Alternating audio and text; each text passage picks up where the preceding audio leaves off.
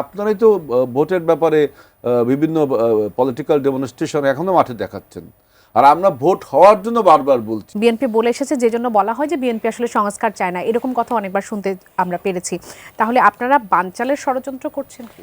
জামাতের আমি সিলেটে যে বক্তব্যটা রাখছে, এটা আমার কাছে মনে হয়েছে যে কোনো রাজনৈতিক দলের মধ্যম সারির নেতারা এই ধরনের পলিটিক্যাল রেটরিক করে যে ওমোকে নির্বাচন চাচ্ছে না, ওমোকে হেরে যাবে, ওমোকে দখল করছে।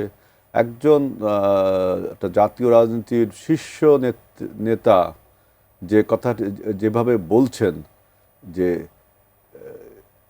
যে পুরনো পাপ, যে নির্বাচন যে তারা চাচ্ছিল না, আমরা তো নির্বাচন 7 তারিখের থেকে চেয়ে আসছিলাম, অর্থাৎ সরকার গঠনের আগের থেকে।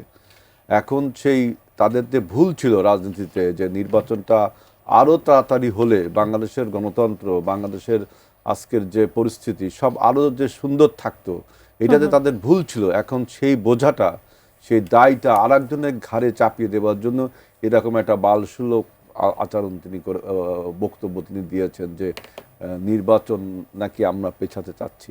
আজ পর্যন্ত বিএনপির কোনো নেতার, একদম তৃণমূল থেকে শেষ পর্যন্ত যে নেতাটি আছে, কোনো একটা বক্তব্য কি আপনার প্রমাণ হয়েছে বিএনপি চায় একটা কম্পিটিটিভ নির্বাচন এবং দ্রুত নির্বাচন?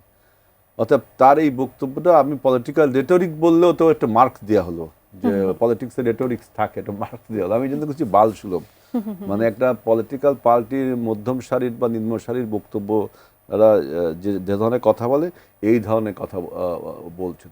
বাংলাদেশে এখন আমরা বিএনপি বারবার বলছি যে 1 সেকেন্ডের জন্য যদি নির্বাচন পিছিয়ে যায়, যে আজকে দেখলাম নির্বাচন কমিশন এখনো তফসিল ঘোষণার বিষয়টি কিন্তু পরিষ্কার করলেন না, এটাও কিন্তু আমরা তীব্র প্রতিবাদ, এবং আমি নিজেও ব্যক্তিগতভাবে মনে করি যে এটা কিন্তু নির্বাচনকে আবারও আনসার্টেনিটির দিকে নিয়ে যাওয়ার একটা কোনো পায়তারা আছে কিনা।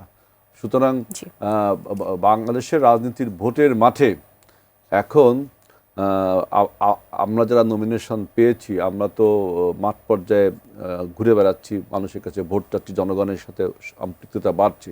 আমরা যেটা দেখলাম যে বিএনপির যে আপনার পক্ষে যে জনসমর্থন এবং জনগণ যেভাবে আমাদেরকে সমর্থন জানাচ্ছে, এতে আমাদের যে মূল প্রতিদ্বন্দ্বী, একসময় বাংলাদেশে আর্ক রাইভেল ছিল বিএনপি এবং আওয়ামী লীগ, এটা তো কিন্তু সত্য, এটা আপনাকে মানতেই হবে। আওয়ামী লীগ তার হঠকারিতার কারণে, তার দুঃশাসনের কারণে রাজনীতির মাঠ থেকে পালিয়েছে।